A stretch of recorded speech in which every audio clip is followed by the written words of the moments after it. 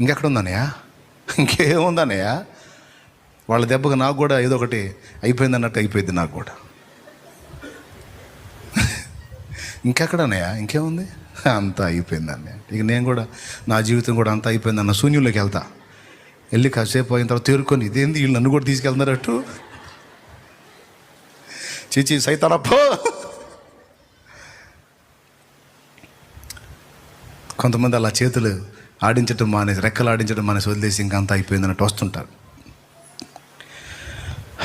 దేవుడు పక్షిరాజులాగా కొండపేటుకు తగిలితే చచ్చిపోయింది పిల్ల, వదిలేశాడు.